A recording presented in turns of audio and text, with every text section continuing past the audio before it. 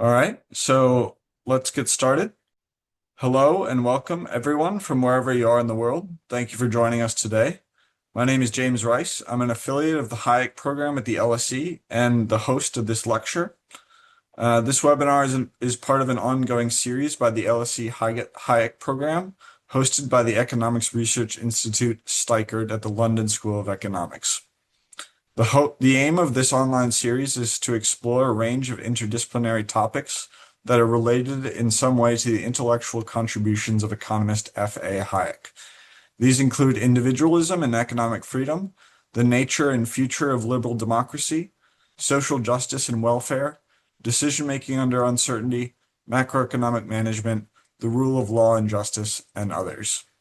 I encourage everyone to check out our future events, both virtual and in person in London on Eventbrite, which I will link in the chat, where I will also link our past recordings of webinars on YouTube. We are pleased to have an exciting lecture today with a very distinguished economist, Professor George Selgin, who's going to talk tonight about whether banking systems are inherently unstable. George Selgin is Director Emeritus of the Cato Institute's Center for Monetary and Financial Alternatives, which he founded in 2014, and Professor Emeritus of Economics at the University of Georgia's Terry College of Business. He holds a BA in Economics and Zoology from Drury University and a PhD in Economics from New York University. His work spans monetary theory, banking history, the economics of financial regulation, and he is widely recognized as a co-founder alongside Lawrence Wright and Kevin Dowd of the Modern Free Banking School.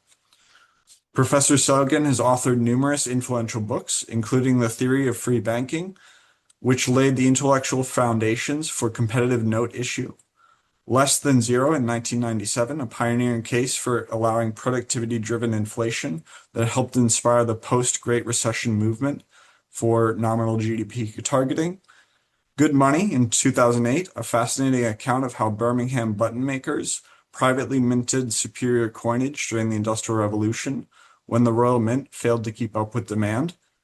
His most recent book is called False Dawn. It's from University of Chicago, and it was selected as one of Wall Street Journal's 10 best books of 2025.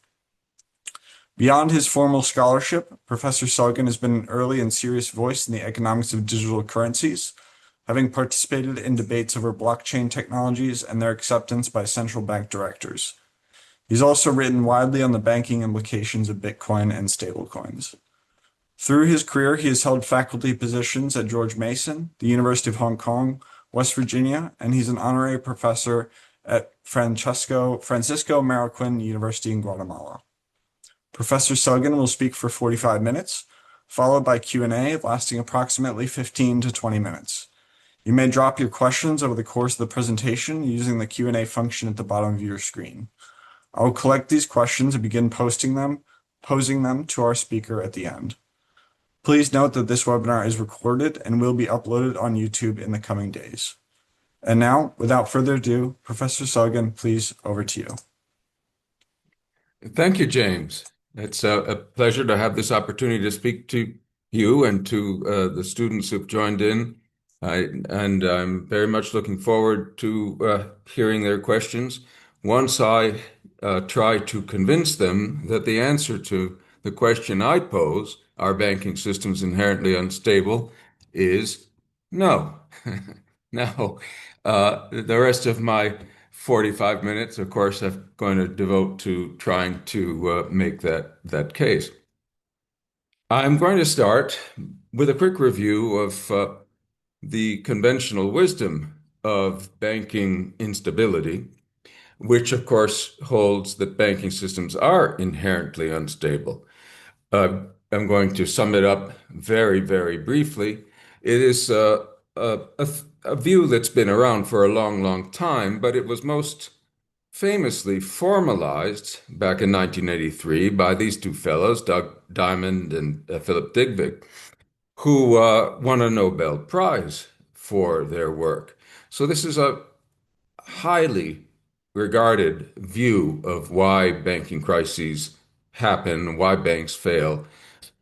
It starts with perfectly uncontroversial assumption, which is that banks operate normal commercial banks operate on fractional reserves. That is, they hold reserves that are a lot less than their liabilities, and particularly a lot less than their IOUs that can be redeemed in basic money, in central bank money, on demand.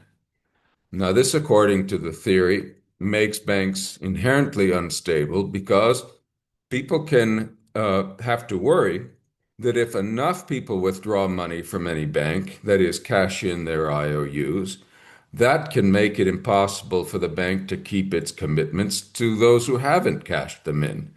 Rather than be late in line, if such a big run on a bank is expected, people will join it or even create the run in order to be sure that they are the ones who succeed in getting their money out before the bank fails.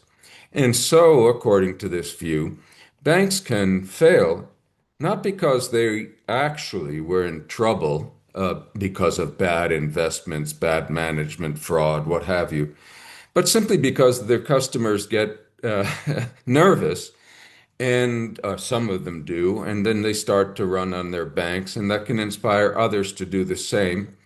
What's worse is that it can inspire, according to the theory, people at neighboring banks to run on their banks out of fear that their banks are in the same water as those already suffering runs, and so on and so forth until, in some cases, you get a full-blown system-wide banking crisis. Now, Diamond and Dybvig's uh, paper is purely theoretical. So, a relevant question, of course, is what are some examples of the sort of bank failure, run-based bank failure, that Diamond and Dybvig and other advocates of the champion view, of the conventional wisdom, have in mind? And most often, when you read a summary of this view, whether it's in a textbook or elsewhere, the most common example that's given of a bank failure consistent with it is, well, the bank run in Mary Poppins. Those of you who've seen the movie may know that this run starts because a little boy asks for his tuppence back from the bank, and people get the idea that the bank can't pay, and then a run starts that ultimately causes the bank to fail. Now, don't get me wrong, this example isn't the only one that you encounter. There's another popular one, but it's also based on a movie. It's from Europe. It's a Wonderful Life. It's not as good an example because the bank, as it is in your It's a Wonderful Life, it's not really not a bank, first of all. It's a loan mortgage firm, a kind of credit union. But anyway, it gets in trouble because someone has found out that the bank really is having difficulties because someone misplaced some money. In any event, you should be wondering why these popular examples are fictional. And the plain reason for that, I, I claim, is simply that real life versions of the sort of bank failure that the Diamond-Dybvig model represents and that many people think is common are actually as hard to find, as scarce as hen's teeth. There really aren't very many. Economic historians have understood this for a long time, but new research has constantly providing more evidence that banks usually don't fail just because their customers panic. For example, there's a very good paper from last year called Failing Banks, in which Sergio Correa and two co-authors conclude that the primary cause of bank failures and banking crisis is almost always and everywhere a deterioration of bank fundamentals. In other words, the banks are in trouble. They may experience runs, but the runs come after word gets out that they're in trouble for other reasons. It isn't the runs that causes them to fail, though the runs can make them fail a little faster than they would have otherwise, which isn't necessarily a bad thing. The Just a decade before, in 2015, there was a study particularly concerning the great financial crisis, the Great Recession. And in it, Adonis Antoniadis found, quote, that the primary driver of commercial bank failures during the Great Recession was exposure to the real estate sector, not aggregate funding strains. So once again, it's not a lack of liquidity. It's not people taking their money out of banks for no good reason. It's the fact that banks have made some bad investments, what turned out in retrospect to be bad investments, particularly in real estate. We could go on into the much earlier past in order to examine this question of what kinds of banks fail, whether they fail because of panics or because of fundamentals. But the overwhelming result of such an inquiry will be the same as that of those recent studies, that most of the times banks fail because of fundamentals. To look at the 1930s, the most notorious bank collapse of that era, of the Great Depression, was that of the Bank of the United States, a Brooklyn-based bank that was not a government bank, was a private commercial bank. It was also, that failure was also a result of what was very reckless real estate lending on the part of the Bank of the United States. It was run upon famously, but the run was a reaction to the fact that the bank was in bad trouble. And so the run itself was not the ultimate cause of the bank's difficulties. In fact, although a lot of people think that the banking crises of the 1930s in the United States provide a good illustration of the Diamond did vague conventional wisdom view of bank failures and banking crises. In fact, the vast majority of the banks that failed during the Great Depression were not victims of panic. They didn't fail because people were running on them. They failed because of fundamentals. The most common reason for bank failures in the 30s was the decline in agricultural prices after World War I. There'd been a big agricultural boom during the war, and it was encouraged by the government. There was a lot of overinvestment in farming, and crop prices were very high because the European farms were all closed while the former farm workers, were fighting. Anyway, agricultural prices fell after the war, and many farmers in the United States found themselves underwater. They couldn't pay their mortgages, and when they didn't pay, the banks that had lent those mortgages ended up in trouble. And many banks failed. Thousands of banks failed, mostly for that reason. And now you should ask yourself why there were so many banks in the United States, because it started that decade of the 1920s with about 30,000 banks, a few more if I recall correctly. And that's because we had mostly unit banks, and not because it was economically optimal, but because laws prevented banks from having branches. So most banks were just one office banks. They had one place where they did business, one place where they made loans. And that meant that they were highly exposed to the economic conditions in that one geographic area where they operated. And so if you had mostly farmers in your banking area, your town, and those farmers were all planting similar crops, and that crop failed or its price went way down, your bank could be in very big trouble, because chances are it was loaded up with mortgages for farmers who were all suffering from the same shock to their commodities. The U.S. experience, it's very important to note, during the Depression, but also on other occasions, was far from typical of what happened in other countries. Herbert Hoover noted some years after the Great Depression that during it, no consequential bank failures took place in many countries. He mentions Britain, Canada, Australia, South Africa. And this is despite the fact that none of these places had deposit insurance. and that they suffered from shocks just as severe as those faced by US banks. Uh, Many fewer countries still, other than the United States, face general banking crises, along with those that Hoover named. One could add Bulgaria, Denmark, Finland, Greece, Lithuania, the Netherlands, Portugal, Spain, and Sweden, none of which had deposit insurance either. Now, that certainly raises a very important question. Why did the US have so many bank failures and some outright banking crises? That is, where so many banks were failing at the same time. This is the crucial question. And it wasn't because of the conventional view that people just panicked everywhere and ran on their banks.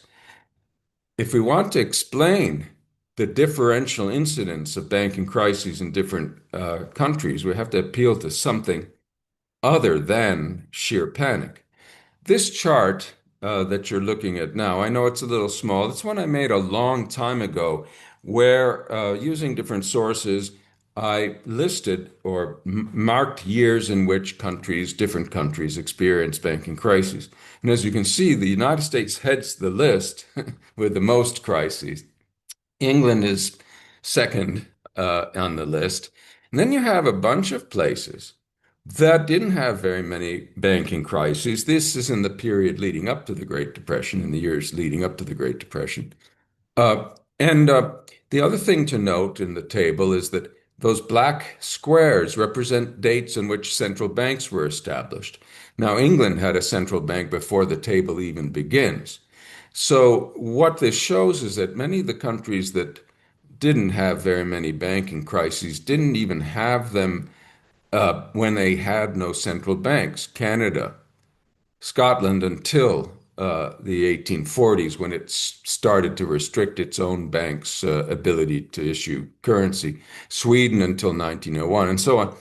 Uh, these countries had few crises, but neither deposit insurance nor a central bank, which is entirely inconsistent with the conventional wisdom that they should have had the most fragile banking system. The other thing you should note from this table is that the relatively crisis-free countries, which are on the right-hand side of the table, were also some of the least regulated in other ways. So rather than it being the case that regulations have tended to make banking systems more stable, they have tended to have the opposite effect. That is, some of the least regulated systems were some of the most stable and some of the most regulated. And the United States system, despite what you sometimes hear, has always been heavily regulated, for example, so has the English system, had a lot of crises. So that's a clue too. We don't have time. I don't have time to cover all the different countries, of course, and talk about their banking experiences. But it's particularly worth looking at four countries, two pairs of countries, as it were, Scotland and England on one hand, and Canada and the US on the other. Now, you'll recall that the US and England had a lot of banking crises. Scotland and Canada were among the countries that had relatively few. And yet, each country had, these countries were neighbors. Scotland was England's neighbor, Canada was the United States neighbor, and they had a lot of things in common, these neighbors, like being exposed to similar basic macroeconomic and other shocks. In the case of Canada and the US, being of similar geographic size, a number of other things they had in common culturally and otherwise. So they make for good parallel studies. Well, something you may not know, but throughout, and too many people don't know it, throughout the 19th and most of the 20th century, the Scottish banking system was famous for its stability, particularly back in the 19th century, particularly before the British Parliament started to impose restrictions on Scottish banks. And much the same was the case for now, let me step back here to illustrate this relative stability of the Scottish system. Here's a cartoon. This comes from a very famous and severe banking panic, the Panic of 1825. And it shows what was happening during this major panic in England, where you see banks collapsing everywhere and somebody getting crushed by that. And then it shows Scotland. People are just standing there, everybody's calm, nothing's wrong. This is a nice summary of the reality of one of the major banking panics in English history. It did not spill over into Scotland, but in England it was a complete disaster, one of the worst ever. If we turn to the other pair, the United States and Canada, we find a very similar story. Uh, the United States had many crises, especially in the years leading up to the establishment of the Federal Reserve, and then, of course, in the 30s. Canada mostly avoided all of them, yet they were using the same gold dollar, the exact same gold dollar. So they're both on the same gold standard. And they had, as I mentioned before, many things in common. And the Canadian system remained relatively stable right up until the present. The whole history of Canadian banking has been one of most impressive stability, though the most interesting period for our purposes is that before 1935 and certainly before 1967, because in 35 Canada set up a central bank, and in 67 it went along with deposit insurance. But before 1935, Canada's stability didn't depend on couldn't have depended on either of those things because it had no central bank and it had no deposit insurance. It's a shame that people today, students, are never taught about these two experiences. And I think the simple reason for that is it's inconvenient to talk about them when you're teaching students the conventional wisdom of banking crisis. So they just get ignored. Well, to be fair to the teachers, most of them don't even know about these experiences, but they should. The Canadian system, as I said, both the Canadian system and the Scottish system did not have central banks. The Scottish system relied on currency issued by a number of commercial banks. The number varied, but at some point there were a couple dozen. And it did not offer there was no government deposit insurance. In fact, there wasn't a lot of regulation of the Scottish system, especially in the early days. And most significantly, the Scottish banks were free to branch anywhere. They could get large. Some of them were joint stock or banks or corporate banks that issued shares, were publicly held. Others were not. There were partnerships, but the banks were competing with each other on a more or less level playing field. And for the most part, they were uh, large and diversified, though, of course, some of them were much larger than others. Now, how did that differ from the situation in England? Here's where we start getting to brass tacks. Here's England again.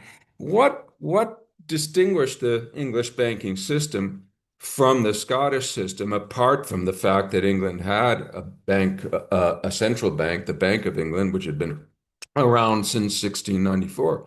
The answer is that the privileges that made the Bank of England become England's central bank uh, where had as their counterpart debilitating handicaps placed on England's other banks, its so-called country banks. This is something people forget about central banks, is that especially in the early days, what they were banks with special privileges, unique privileges, including especially the right to issue paper circulating banknotes without being subject to all kinds of restrictions. But the counterpart of those privileges was that other banks could not do the things that the privileged central bank could do. In the case of England, until 1826, which is a period that includes significantly that big panic of 1825, except for the Bank of England, no bank could have more than six partners. None of them were corporations, none of them were large, and none of them, therefore, had the ability to branch or diversify very much because you could only do so much with six partners, as your source of capital, particularly when they're subject to unlimited liability, which was the case here. That is, that they were personally responsible, the six partners, for any losses the bank caused. Liverpool, a member of Parliament of the House of Lords, described the English system in 1825 as one, quote, of the fullest liberty as to what was rotten and bad, but of the most complete restriction as to all that was good. By it, a cobbler or a cheesemonger might issue his notes unrestricted by any check whatsoever, while, on the other hand, more than six partners, however respectable, were not permitted, pardon me, to become partners in the bank. The system was one so absurd, both in theory and practice, that it would not appear to deserve the slightest support if it was attentively considered, even for a single moment. So there you have it. You had laws in England that created large numbers of very weak banks with little capital and little diversity. And these banks were highly vulnerable to shocks like the shock of the Panic of 1825. Whereas in Scotland, the absence of such debilitating laws allowed banks to become sufficiently large, sufficiently diversified, sufficiently branched to be more shock-proof, and so they could withstand real shocks. And remember, bank failures mostly happen because banks succumb to real shocks, not because people just panic. So if a bank is less vulnerable to real shocks, probably it won't fail with as great a probability. It'll survive longer. Canada, likewise, as I said, relied on multiple banks of issue, had no central bank until 1825, and no deposit insurance until much later. Uh, and so until 1935, it had anything from a dozen to 3 dozen, roughly, banks with roughly equal privileges, most of which had nationwide branch networks and were correspondingly robust and diversified. And so, although of course some banks did fail in Canada, including one big one, by the way, in the 1920s, for the most part, bank failures were both less frequent and less costly to bank customers. In the United States, on the other hand, well, it's true, the US also didn't have a central bank, didn't have one till the creation of the Federal Reserve in 1914. So obviously, not having a central bank is itself not sufficient to make a banking system stable. But unlike Canada, the US had all sorts of regulations imposed on its banks that contributed to their instability, including the fact that in the US, banks, for the most part, couldn't have any branches. By law, they were prohibited from having branches. Some could have a few branches within a single state, but none could branch across state lines until the 1980s, essentially. And quite a few couldn't even have more than more than a single office, even within the boundaries of the state they operated in. So, as was the case in England until after 1826, anyway, the United States had a lot of very small, very vulnerable, very undiversified banks, and they failed correspondingly often. But this was a consequence of the regulatory structure of American banking. It was not natural for banks to be so weak. They simply couldn't not be weak given the legal restrictions in place, except the few that were able to branch. Those could be stronger. But as I said, even they couldn't diversify that much. Now, of course, if you were a bank in New York, you could diversify simply because the New York economy was more diversified. New York City offered lots of lending opportunities. But if you were in a farm area, as I mentioned before, you didn't have that ability. Now, I could go into detail, but we don't have enough time. But I will simply mention that the wildcat banks, which operated before the Civil War, are notorious examples of bad banks in the United States. Their prevalence has been much exaggerated, but they did exist, particularly in certain states. But in every case, their existence was a result of regulations. And most of the time, these banks failed because they were weak and under-diversified, and also because of another legal restriction that was imposed on them, which was that they could only issue notes if they backed the notes with specific securities that their regulators required. And those securities often turned out not to be very good. So the irony is that the biggest cause of bank failures in the pre-Civil War United States was depreciation of assets the banks were holding because they were required to hold them by law. We don't know, of course, exactly what other assets the banks would have chosen had it not been for such laws, but it's at least conceivable that they would have done better and wouldn't have failed in such so frequently. During the Civil War, everything changed. Because of the war, the U.S. the Union government was desperate for financing the war, and they intervened in the banking system. This was the first big federal government intervention in the U.S. banking system since the demise of the Second Bank of the United States in 1836. So, what did the government do? Well, it did a bunch of things, but for our purposes, two things are important. First, it imposed a tax on all the state chartered banks, which were the only kind that had existed before, on the note issues of those banks. So, state chartered banks, although they did continue to survive, had to give up being suppliers of currency. And instead, during the Civil War, the Union government created a national banking system. National banks were chartered by the federal government and given permission to issue currency, which the state banks would no longer be allowed to issue after the war ended. And but there was a condition, two conditions resembling the conditions of those old banking laws, antebellum banking laws that made so many banks fail.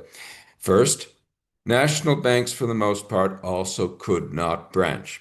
That didn't change. That was no different than for most state banks. Second, they also had to back their notes fully, or more than fully, with specified securities. In this case, guess what? The bonds of the Union government at first, or the federal government later, because this was about paying for the war. Well, in the US case, the bonds ultimately did not turn out to be bad. They turned out to be very good, but that turned out to be a problem because they got very expensive. So banks were not willing to buy them just to meet temporary seasonal needs. This chart shows what happened. As the bonds became more scarce and more costly, the supply of national bank currency or notes, which is the top line here, and the left scale, if I'm not mistaken, starts to dwindle. By 1892, there's half as much currency in the United States, despite economic growth, as there was in 1880. Then the supply grows because of changes in the law. But the problem is that you also had seasonal needs. Every autumn, especially during the harvest, more currency was needed to pay itinerant workers to collect the crops. As a result, you had peak currency demand during that time. Now look at the lower line. There's the Canadian system with no special regulations and a bunch of competing banks. But guess what? The supply of currency behaves just as you would expect it to if it were obeying or responding to demand. There's a seasonal peak every fall during the harvest, and there's trend growth to reflect the general growth of the Canadian economy during this time. So the United States currency system is notoriously, in the words of the Times, inelastic. The currency is inelastic. It doesn't respond. And this, without going into a lot of detail, is one of the main reasons why the US had many crises during the 19th century and early 20th century, leading to the Fed. The Federal Reserve was established to create an elastic currency where none existed. But the competitive Canadian system had an elastic currency. So obviously, you didn't need to have a central bank. You needed to have a banking system that could be freer to meet the public's currency needs than the US national banks were. The US didn't had the option of setting up a Canadian style system to solve its problem of inelastic currency, but instead it chose to create the Federal Reserve. And so in 1914, we get a central bank. Was this a good solution? I have a paper arguing that it was a very poor solution compared to having a Canadian-like system, but for various political reasons that I can't go into here, the US chose not to go down that route. Uh, the Federal Reserve's performance, I think it's now very clear, turned out to be rather disappointing. It was supposed to help avoid panics and crises. It was supposed to do away with them forever, but instead it oversaw the worst banking panics in the United States history and contributed through its negligence, at least according to many, to the severity of the U.S. Great Depression. And Canada, in the meantime, in the 30s, had exactly, well, zero bank failures. This is a testimony again to the strength of its banking system, which was buffeted by very severe shocks as a result of the Great Depression, including the fact that Americans weren't buying Canadian stuff anymore. So gold flowed out of Canada. We think of central bankers today, of course, as the saviors of the troubled banking systems. There's a crisis, the central banks come to the rescue. But it's very important to understand that historically, central banks often were an important cause of banking instability through their mismanagement of their own balance sheets. And as a result, they made private banking systems, they exposed them to shocks they wouldn't have been exposed to at all.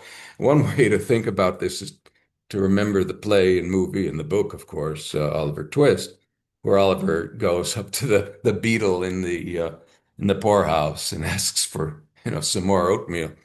What happened in the United States is the banks were deprived of their own capacity to flexibly meet the currency needs of the public because regulations strangled them and they could not issue notes without those special bonds that the US government had once badly needed to sell. In Canada, the banks could fend for themselves.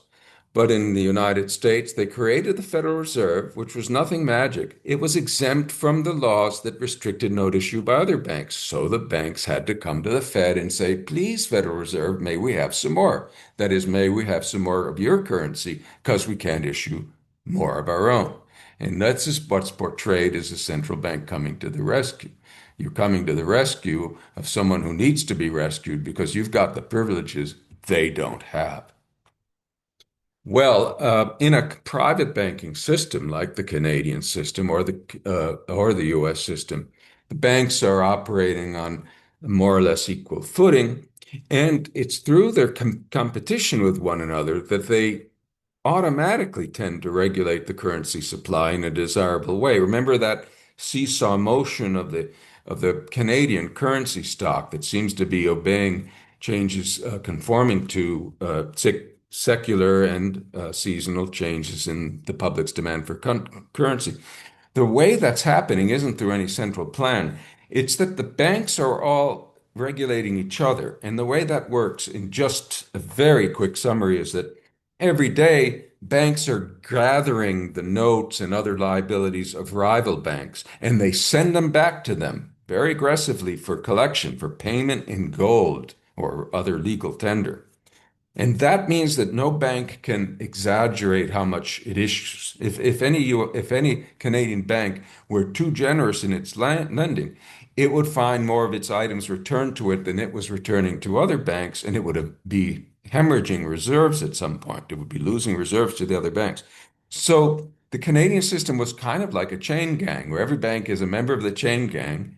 They're chained together, which means none of them can get too far without tripping up in relation to where the others are. They could issue more currency when the public was willing to hold it, but if they tried to issue more in the off season, for example, they would stumble and fall. They would lose reserves to their rivals. So you had an automatic self-regulatory system there. In the next chart, I know I'm covering this very quickly, but we just don't have that much time. This next chart shows one of the results of that. If you had a certain amount of reserves in the system, which in those old days meant gold and possibly some government legal tender, uh, if you had a given supply of reserves, there was a given amount of activity of spending of bank money. This is bank money being spent that the system could support. And I show how, given the more the banks would expand, the more the reserves, the demand for reserves would go up because spending would go up. There'd be some level of spending where the supply of consistent with the quantity of with the supply of reserves being consistent with the quantity of reserves demanded, and that would be your equilibrium level of spending in the system. So the system would tend to keep spending stable at that level. Now, what happens when you introduce a central bank like the Bank of England or eventually the Bank of Canada is that the notes of that central bank get treated like substitutes for gold or other legal tender. They get treated as reserves. In fact, banks will usually turn their gold into the central bank. It'll become the holder of all the gold reserves, and they'll hold its IOUs, deposits, or central bank notes, and treat those as their reserves. But what does that mean? Well, it means now the central bank, if it expands, is actually creating more reserves for the system. It's not like a member of the chain gang. It's actually lengthening. It's supplying more reserves that allow all the banks to expand with it. So if the central bank expands, this happens, and total spending in the economy correspondingly goes up. In other words, the central banks could be like Pied Pipers of credit, leading the commercial banks on once the central banks had the privilege of being uniquely able to supply currency and holding reserves for the rest of the banks, holding all the gold or ultimate high-powered reserves. This is worth keeping in mind because it's really why we had a lot of 19th century crises in England, which had a central bank but would occasionally overissue and cause a systemic crisis because eventually, under the world gold standard, the Bank of England itself would find that it's losing gold and it would have to retreat. A lot of people think, a lot of central bankers will tell you that we know we need central banks to act as lenders of last resort and prevent banking crises because the great English polymath Walter Bagehot wrote a famous book, now famous book called Lombard Street, explaining how the Bank of England needed to behave to prevent English banking crises. But everyone who says that hasn't actually read Lombard Street, or if they have, they're not representing it correctly. Because Bagehot did not think that having a central bank was a good idea. What he said was, well, I'll read you what he said. This is at the end of his book, and he makes similar marks in other places. He said, I have tediously insisted that the natural system of banking is that of many banks keeping their own cash reserves with the penalty of failure before them if they neglect it. I have shown that our system, meaning the English system, is that of a single bank keeping the whole reserve under no effectual penalty of failure. Yet, I propose to retain that system. So why?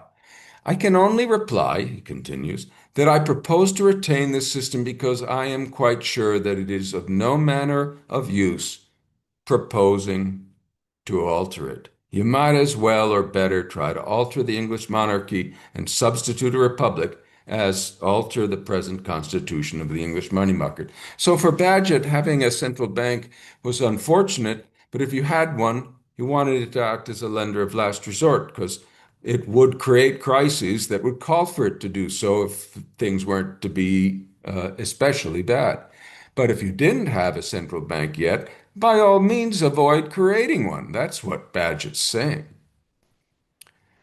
Well, all of this leads to the question, all right, so what lessons do we draw from this? The lesson isn't, oh, we need to turn the clocks back as if we could.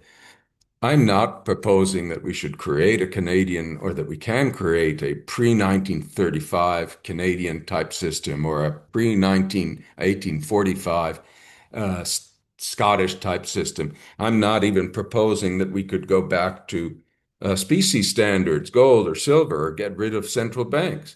For all kinds of reasons, don't think any such return to past institutional arrangements is practical. And I also don't am not arguing for laissez-faire. I don't think all bank regulations are bad news. I think it's desirable, some of them, some bank regulations, monitoring of banks, for example, though we have to be aware that the monitoring that goes on isn't very good often, as the Silicon Valley Bank example showed, and also the Northern Rock example in England, both failures of government bank monitoring.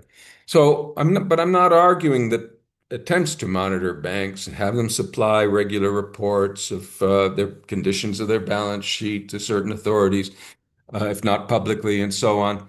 These are innocuous. These are not bad. But I do have important suggestions. One is that you must allow banks to get big enough and diversified enough to be not be vulnerable to serious shocks. You can't have tiny little banks. The laws against branch banking and the six partner rule in England were terrible causes of banking instability that shouldn't be mixed up with, shouldn't be considered uh, proof of inherent instability of banks.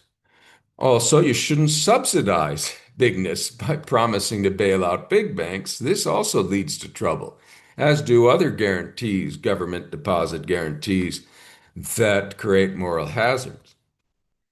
If you're stuck with a central bank, and I think for the most part we are, and most places are, because they're stuck with fiat money, and with fiat money, you better have a central bank that regulates it. If you're stuck with those things, you have to have the central bank focus on stabilizing nominal spending and otherwise avoiding being a source of serious macroeconomic shocks. Quite a few banking crises have been results of severe macroeconomic shocks, including wild swings in interest rates and inflation rates, that sound responsible central banks should avoid. But the most important piece of advice I want to people to get out of this talk is that to avoid banking instability, you've got to avoid regulations that contribute to banks' weakness and vulnerability, and limit banks' ability to look after themselves, to regulate themselves. Once people take a serious look at past banking instability, they'll realize just how important bad regulations have been in causing that instability and contributing to that.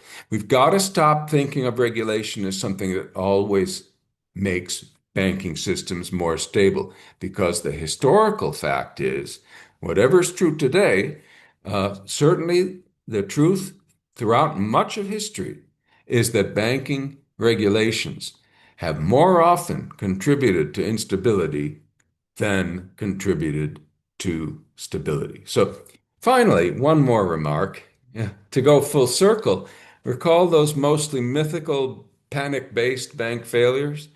Banks could, if they were allowed to, even protect themselves from those if they ever needed to. That is, if people were to suddenly panic and stage a run on a bank, it's perfectly possible for banks to deal with that through something called optional clauses or bank suspension, if it's allowed. In Scotland, banks had optional clauses on their notes, which meant that they had the legal right to suspend payment on notes in an emergency, subject to paying interest to the holders of the notes while payment was suspended, usually for a limited time of 6 months. Now, if those contracts are designed correctly, if they are incentive compatible, to use the jargon of our business, then they will actually prevent people from panicking. All you have to do is let them know that you can exercise that option, and the incentive to panic uh, tends to go away. People will look only at fundamentals. They'll think twice before staging a run because they can only trigger the option clause. So in fact, the option clause being triggered is going to prove to people that the bank is sound because it would not be in the bank's interest to use the option clause if it really is insolvent. And now, uh, those are all the reasons why I conclude that banking systems are not inherently unstable. And let's go to question and answer so I can try to convince you of those uh, things you think I've need to cover in more detail. Amazing. Thank you so much, George. That was a very interesting lecture, really thought-provoking, and I have a lot of questions for you, and I'm sure our audience also has a few questions. So if you haven't yet, please pop any questions that you may have into the chat or into the Q&A function, and I'll ask them directly to George.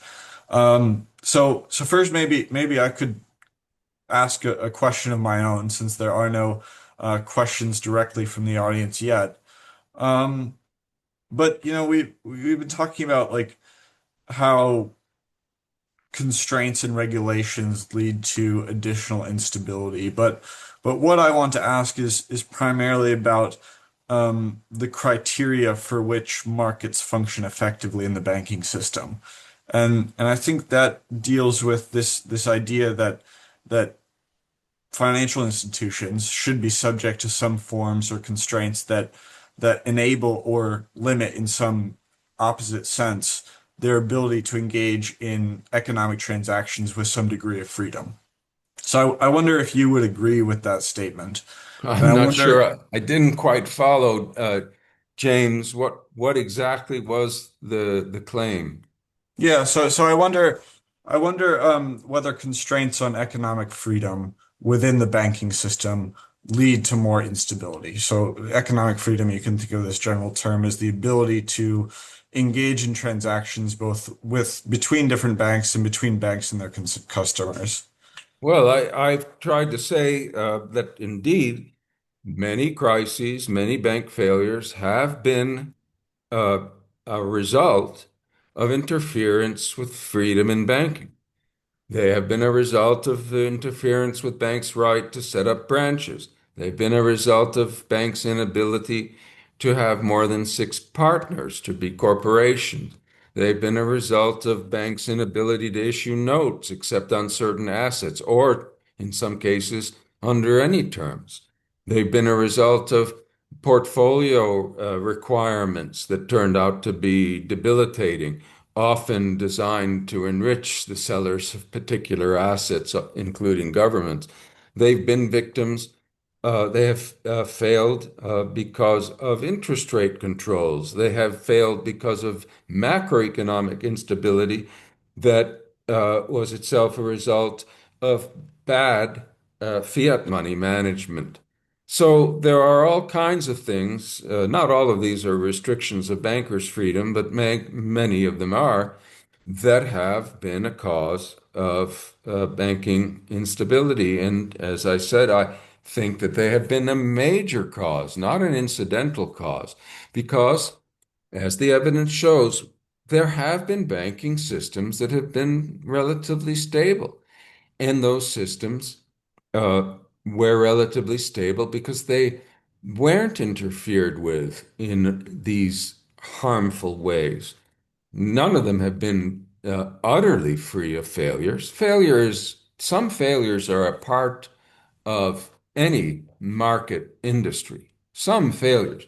We don't necessarily object to bank failures. We shouldn't even object to bank customers losing money because of bank failures, although we want banks to be well capitalized so that that's less likely, and we want to shut them down quickly before they become insolvent, ideally, so everybody gets paid off. But the real problem is when you have clusters of banks failing at the same time, and you end up with a banking system in the extreme event, in the extreme cases, you end up with a banking system that shuts down, as happened in the United States finally the beginning of 1933. So some bank failures, okay, that's fine. That's business. But we want banking systems to be generally robust. And by the way, if a bank is solvent in a robust banking system where there are a lot of strong banks, if any one bank is in trouble, if it's solvent but is in trouble, if you do have a diamond did big run, even without the special contracts that I was referring to that could help a bank address such runs, it can go to the private banks. It can go to one or a consortium of the other robust banks in the system and arrange an emergency loan. It has lenders of first resort. It doesn't necessarily need a lender of last resort. But if your banking system consists of a lot of tiny banks that are under-diversified, the opportunities for first resort emergency lending are correspondingly reduced. So, first of all, have a healthy private banking system. Then you don't have to rescue it, and may not need institutions capable of rescuing it that can be a source of problems. And this is what we have not been doing. Every time we have banking problems, every time we have another crisis, the first thing people do is say, what new regulations can we come up with? Or what other regulations can we tighten further? And so on. No one asks, wait a minute, why is the banking system so crummy? What's behind its crumminess? Could it be that some of the regulations we already have are part of the problem? Now, I don't say they always are, but history is so full of examples where they have been that it's certainly worth looking. But we have piled so many regulations on top of so many other regulations that it's actually hard now to tell which regulations are doing what. But we certainly have a lot of evidence that a lot of them have been doing harm, historically especially. We have some questions coming in, but I want to ask one more of my own, but then don't worry, Alexander and Jack, we will get to you. So I wonder, the reason I wanted to ask this is because it jumps off directly to almost what you were just saying. And we've been discussing a lot about networks and groupings of domestic banks, but I wonder what you think, what your opinion on networks that we're seeing emerge of central banks and governmental run banks that are becoming these sort of international networks where these types of institutions either decide on transactions or change the way that they manage currencies across the international system through either research or policy. Well, it's really broad, that question. I mean, there's too many Um, there too many moving parts, as it were, to the question because we could be talking about all sorts of international arrangements, some of which are innocuous and some of which are not. I will say that the compartmentalization of banking in the different countries, the fact that, every banking system is different and they don't all work well together, is itself very unfortunate. But I think that that too is a result of regulation because the natural tendency would be for banks not only to branch as far as possible in their own countries and diversify correspondingly, but to branch internationally. But if regulatory agents domestically are not have been inclined to restrict branching until the last part of the 20th century, you can be sure that international regulators are not necessarily making branching easy. And to that extent, they are contributing to the weakness of banks, because if banks could be internationally branched, they would be that much less exposed to shocks. Now, how do you fix that? You have to have an international regulatory agency that says it's okay for banks to branch. It's very politically a non-starter, I suppose. But as for the government banking arrangements, well, it's very hard to generalize. I think that the most important question is international, whether you can have a rational system of international bank regulation that encourages the creation of robust banking systems that can operate across national borders. That would be the ideal. That would be the ideal. But it's perhaps ambitious enough to to to ask, how can we have the strongest possible banking systems in our individual countries? And there I would I'd like to suggest that today I've talked a lot about stupid regulations of all kinds. Today, I believe the very worst regulatory uh, source of bad banking is the proliferation of deposit guarantees and too big to fail, which are both serious causes in many places of moral hazard, so that customers no longer have many bank customers have no reason to monitor their banks or care what risks they're taking. And many big banks are relying implicitly on being bailed out, and or their customers are, I should say, relying on the banks being bailed out. Both of these things have terrible consequences for this robustness of banking systems. It's very hard to roll back these implicit and explicit government guarantees of bank deposits, but they need to be recognized as a major problem right now. And Diamond and Dybvig and the fictional story of banking crises that they told or that they formalized are to a very significant extent responsible for the proliferation of government guarantees and moral hazard problems stemming from them, because it really wasn't until the 1980s, after Diamond and Dybvig published their article, that deposit insurance started to spread like wildfire. Well, it hadn't been popular at all before. Most countries didn't have it.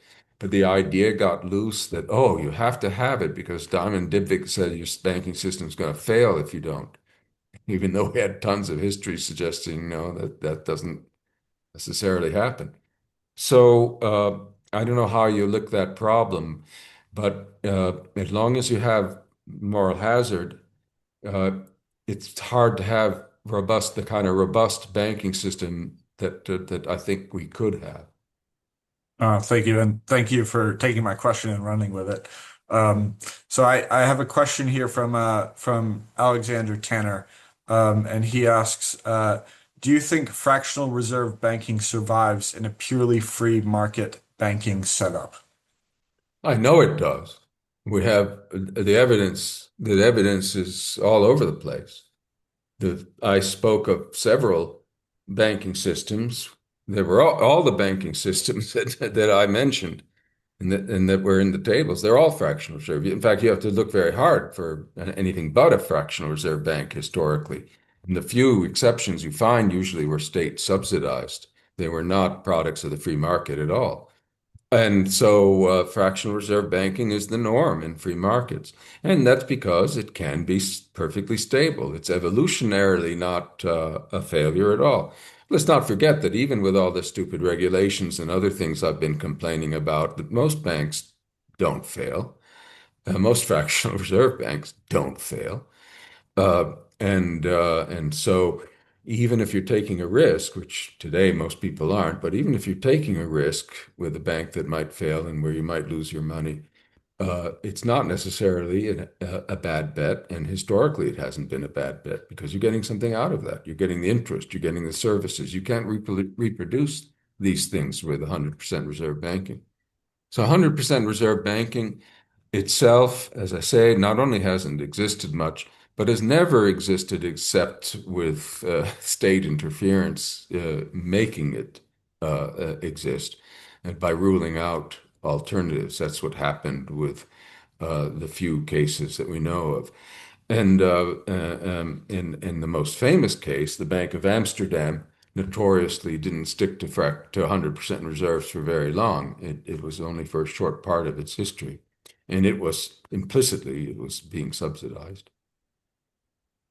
We have another question from Jack Raybuck, and he asks, Are there any regulatory changes in the US today that you think would significantly improve bank stability? Well, I've mentioned what I think is most desirable. And unfortunately, the regulations are going the other way. What's most desirable is reining in moral hazard, which means putting limits on guarantees of deposits, not increasing the deposit coverage, which is what they're talking about doing right now in the United States. It's already high coverage, very high since the financial crisis. What we should be doing is trying to move the other way, at least by having some co-insurance, where the depositors bear some loss. You have to give bank depositors, liability holders, an incentive to avoid risky banks, or you will have risky banks. I used to play a little game with my money in banking students. Simple game. I would say, look, let's suppose you have two banks, Bank A and Bank B. And Bank A is going to pay you a 10% interest rate on your deposits, but it's got a 10% risk of failure. Bank B is only going to pay you 2%, but it's only, or let's say 5%, but it's only got a, 2% risk of failure. And I would say, okay, how many of you will do business with Bank A? And some hands would go up. How many of you would prefer Bank B? And some hands would go up. And I'd say, well, that's fine. Some of you are more risk tolerant than others. Some of you want to play it safe. Perfectly natural that there should be banks for both of you. But let's just change one thing. Let's guarantee your deposits at both banks.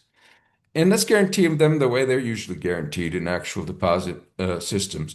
No matter what happens to the bank, you get your principal back and the promised interest. No matter what happens, okay? Bank or fail. Um, Now, how many people will put their money in Bank A? Remember, that's the high roller, high risk, but bigger interest rate return. Now, if the class was a good class, everybody put their hand up. And if you ask about Bank B, nobody would put their hand up. Every time I would get somebody who'd say, I'm going to put money in Bank B. And you know, what? What for? You're not paying it. You're avoiding a 10% return that's risk-free. Okay. Stupid? No. That's exactly what the deposit insurance does. That's exactly when there's full coverage, as there is for deposits now up to, 100 something thousand dollars, and they want to move it up to 200,000. I don't think the bill has passed yet, but for all I know, it did yesterday. Anyway, that is not an oversimplified story. That's what you're doing. Now, none of those people have any reason after insurance is put in place to look out for risky banks and say, I may not want, if you're the risk averse person, you don't care. If nobody cares, the next question I would ask my students is, okay, under the second arrangement with the insurance, suppose you're thinking of going into the banking business. You want to be a banker. How many of you would open a bank like Bank A, the high roller bank? And how many of you would open a bank like Bank B? And once again, if somebody were not a very good student, they'd say, I'm going to open Bank B, the safe bank. Nobody's going to do business with you. Nobody's going to go to your bank. So you end up with a kind of Gresham's law where only bad banking survives.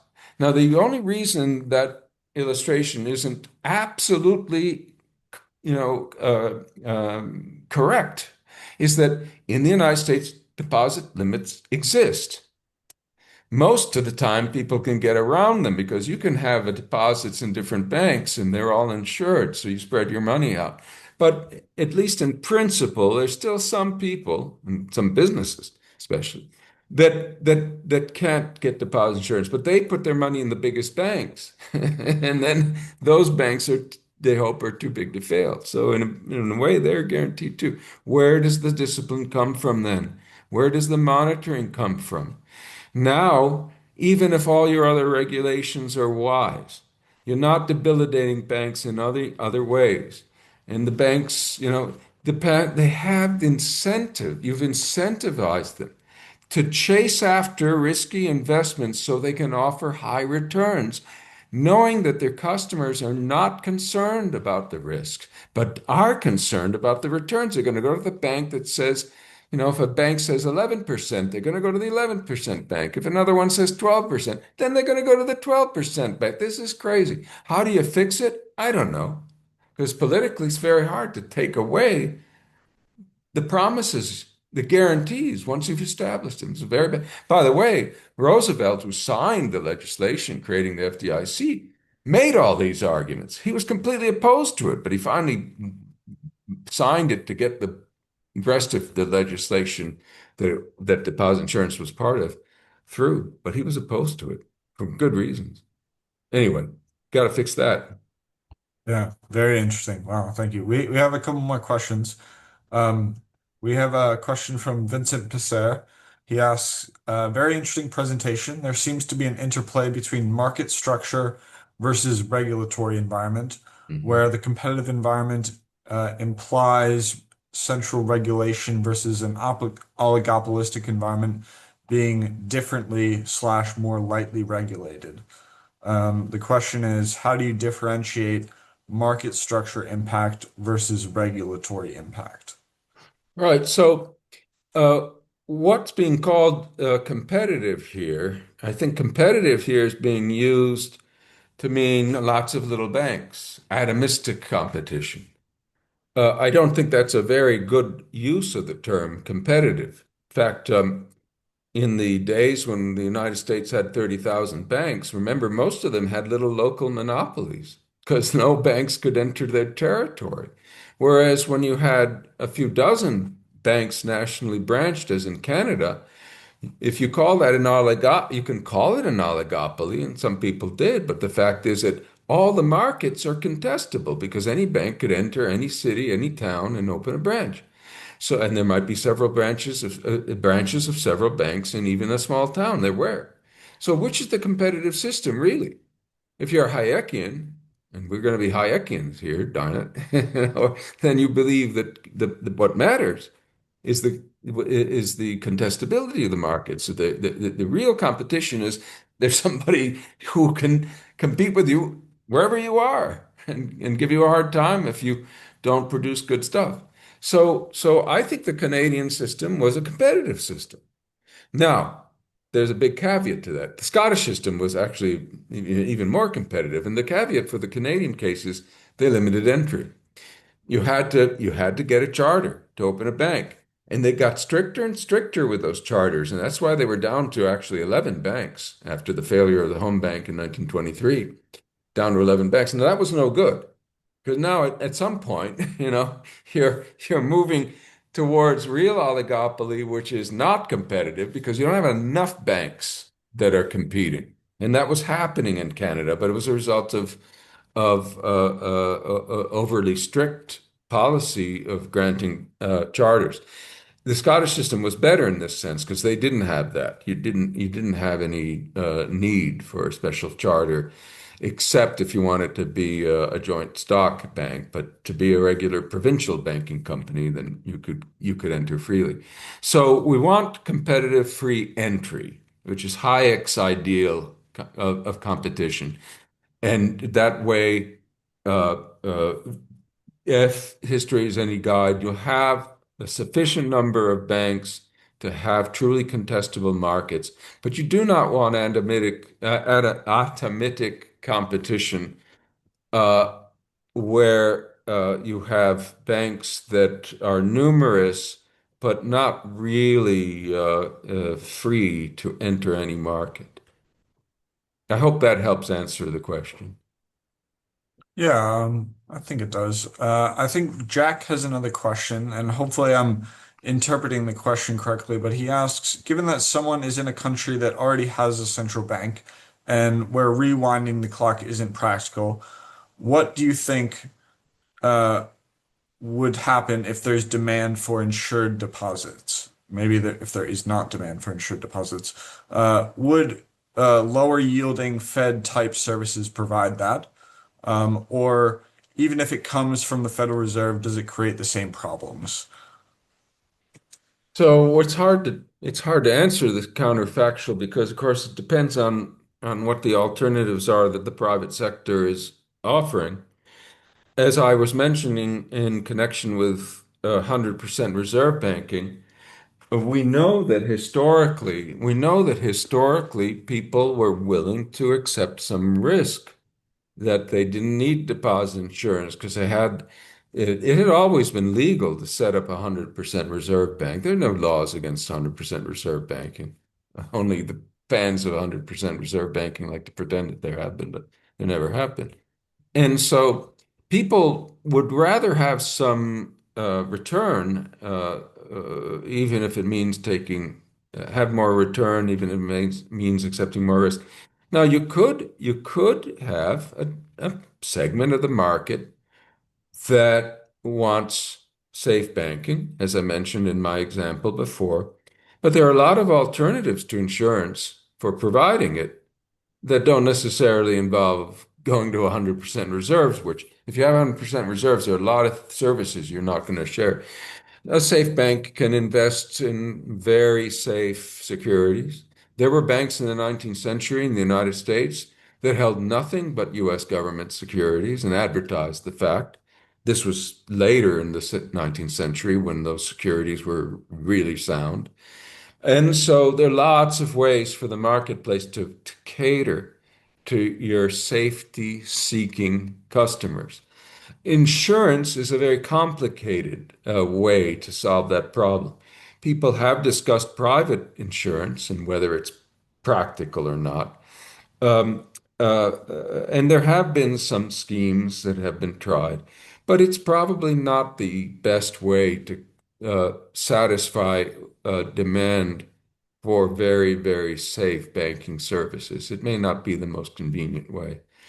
But I don't have any doubt that one way or the other, to the extent that people want safe banks, they could have them. They don't need the government to be the source of safety. And by the way, let's not forget that as much as we complain about commercial banks failing to honor their promises, right, so people lose, every central bank, certainly every old central bank, failed. They've all failed. They all, at one point, all these old central banks were promising to pay a certain amount of stuff to their customers, as the way commercial banks still do. And they broke their promises, 100%. And they did it, and this is the big difference, they did it with impunity. They didn't fail. They're still around.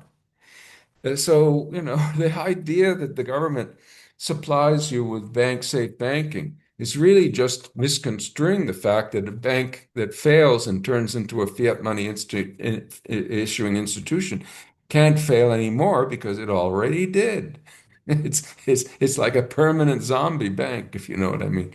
So, and of course, these banks can fail you, and central banks can fail you in other ways, like letting their money depreciate like mad. So I think the market not only can offer safe alternatives, but can do so more reliably than government can. Yeah, thank you. That was, I think that answered the question how it was posed. We have one last question, then we'll let you go, George. This is an interesting question from Eking Genk. He asks, have you looked into the contemporary case of stablecoins? If Mhm. so, my question is, are decentralized stablecoin issuers meaningful analogs to free banks?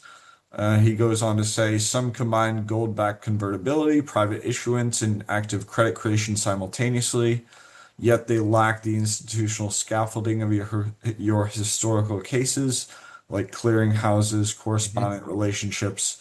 Although one could perhaps argue that on-chain, quote, settlement substitutes for that. Any thoughts on this?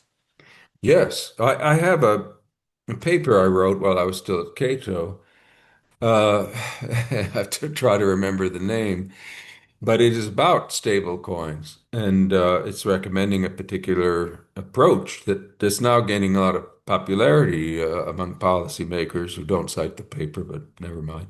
That argued that the easiest way to have a safe stable coin system is to allow the stablecoin issuers to take part in the institutional arrangements commercial banks take part in. using the same payments and clearing and settlement rails that they use. And that's what I advocate. It's what I think the U.S. authorities should allow, unless they have access to those rails so that they are competing and settling regularly with other uh, money issuing private institutions. Then you won't have the stability. You will have what we've seen with stable coins, that they're not staying at par. They're not reliably redeemable. They have all kinds of conditions for redemption. What you want is daily redemption, exercised by rivals, right? You want every bank and every other stablecoin issuer to be grabbing every stablecoin that's issued by others and sending it back for redemption, like banks have been doing for centuries with checks and other rival banknotes, and debit card debits, and all that. You want that stuff to be churning through the clearing system all the time. Rather than try to set up a parallel system, which means a system that the banks aren't really competing, actively redeeming through the same with, clearing alongside uh, stablecoin issuers aren't clearing in the same process as as regular banks. You're not going to have a really good system. So what I did in that paper is I offered a compromise because I know, the way the politics are. I said, look, let banks have Federal Reserve master accounts, which is how they access the clearing, the big clearing system, the banks. Let stablecoin issuers, sorry, have Fed master accounts and take part in the clearing system that's already there, but on the condition that they back their notes fully with reserve balances, their stable coins fully with reserve balances. So you have a narrow stable coin issuers. So they shouldn't need deposit insurance. They shouldn't need bank charters because they're going to be perfectly safe because of this there would be 100% reserve backed institutions. And that's coming from this guy who's always defending fractional reserve banking. But in this case, it's a compromise. It's a way to let them in that nobody should be able to complain about. But of course, the bankers are up in arms no matter what, right? But that would be competition. That's what I think should happen. And I can't remember the name of I think it's called a narrow path to efficient stable coins or something like that. But it's a Cato policy analysis. Well, that's all the questions we have, and we're just about running up on time. So, I'd like to thank you, George, for joining us. It's been a pleasure to host you on behalf of the LSE Hayek program, and perhaps next time we could have you in person, come to London, if the timing works out. But otherwise, thank you everyone for our audience for joining us and for your questions. And we will see you ideally, hopefully, on the next session, which is, I believe, on April 9th, with another economist. So please join me in thanking George, and we'll see you next time. Thank you. Thank you, James, and thanks to all of you who asked questions and otherwise attended my talk. Appreciate it.